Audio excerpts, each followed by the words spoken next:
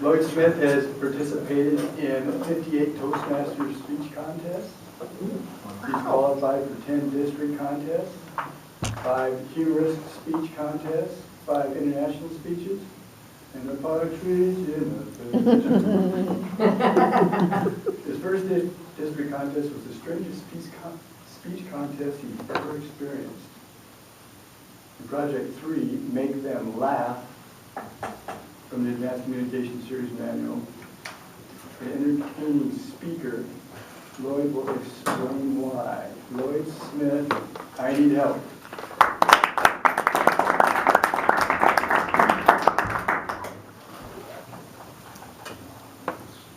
People enter speech contests for a variety of reasons.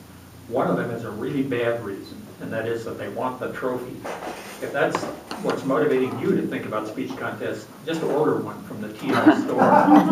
40 bucks gets you a really nice looking brass trophy. You can have it engraved any way you want. It'd be much easier and cheaper than going through the contest process. I personally enter because I'm a speech contest junkie. I was a college debater. I coached high school debate for 15 years. And I just like the challenge and the excitement and the fun of it. And I think those are the proper reasons. When I win, that's great. If I don't win, that's okay too. There's always another contest coming along. The weirdest contest, though, and I've seen some really odd things over the years, but the weirdest one I was ever in was the first district contest I qualified for, the humorous speech contest in the fall of 2009. A little background on this. There were only 2 of us in the club back then who wanted to enter the contest. I was one of them, and the late Rocky Hilton was the other one. Rocky died, about 2.5 years ago now, I guess.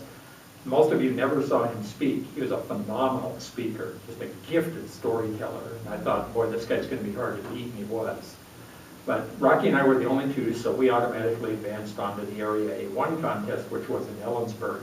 There were 2 yahoos from Moses Lake who had structural problems with their speech. Let's put it that way. They weren't funny. That's an issue when you're in the humorous speech contest. So Rocky and I easily won. I won. He finished second. We moved on to the division contest in Yakima. At the division contest, many more people were competing, and Rocky ran into a problem. His speech, some of you heard his speech back then, was about his survival of cancer. Now, you might not think that's good material for a humorous speech, and in a sense it was not, but the way he did the speech was really well done. It was an outstanding speech, but I wondered whether he would run into some judges who were so shocked by the topic that they wouldn't go for it. Sure enough, that's what happened to him at the division contest. He finished third.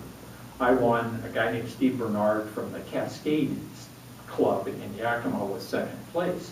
Steve's a really neat guy, smart. He's a retired computer science instructor at Yakima Valley College. He was still teaching part-time back then. Just a nice guy, a great guy, and a pretty good speaker too. He had a speech called Losing My Memory. And when he started out, it sounded like he was talking about developing dementia. I thought, ooh, you know, kind of a geeky speech.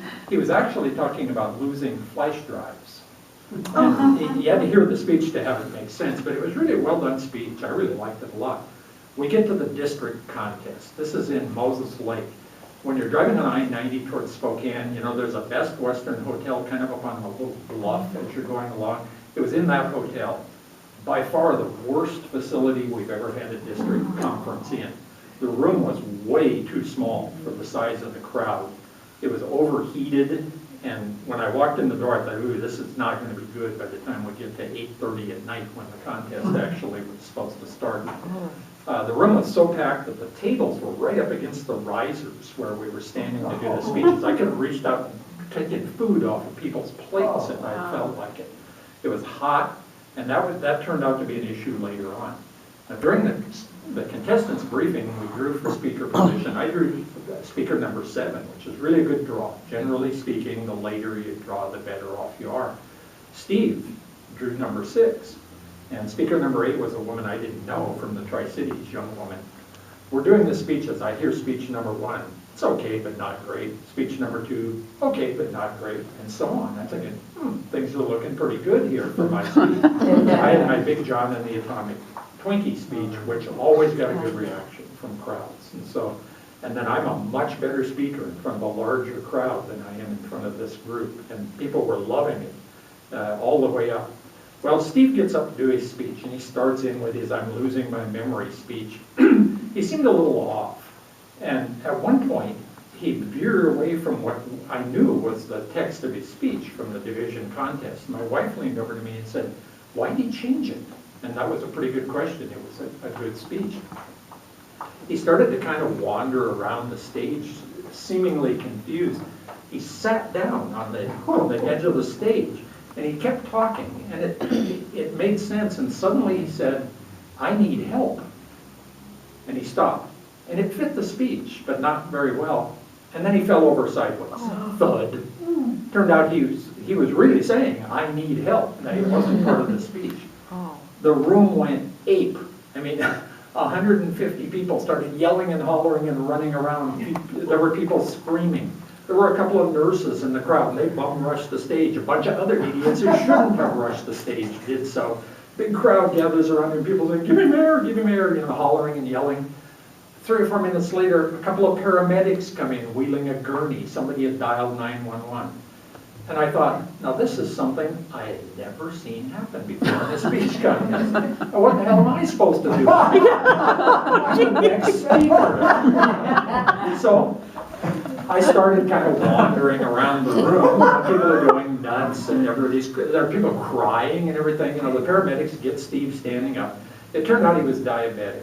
And the overly hot room and the weird meal and the stress of the contest had messed him up. And he had his blood sugar had dropped way down. So they squeezed some of that glucose goop into him, and he was okay after that. They got him up.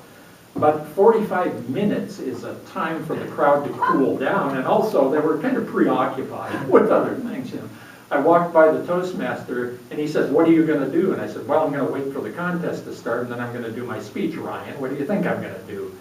And he said, "Well, you can't give a humorous speech now." I said, "Well, I'll go ahead and just womp up another speech." You idiot. Anyway, I did my speech. The crowd loved it. I sat down. The 8th speaker got up, and she was phenomenal. I mean, just great. She had accents and everything. It was just an amazing speech. During the awards, I knew I was second. There was no way I could have beaten her. And so that didn't bother me. They announced 3rd place, and it was the guy I thought had been 3rd. They announced me for 2nd. That's okay. I looked at her because she was a really young woman, and I wanted to see the look on her face when she won her first trophy. And they announced a different name, Steve Warnicki from Spokane. I thought, who? And I looked, and he was the guy I thought was the worst speaker in the group. And this young woman, I think, had gone overtime, was her problem. It just crushed her, Anyway, that was the most unusual thing I've ever seen. You might want to think about that the next time you're standing up here to give a speech. What if something weird happened and you had to wait 45 minutes to do your speech while paramedics squeezed glucose into the guy and everything? Mr. Phillips.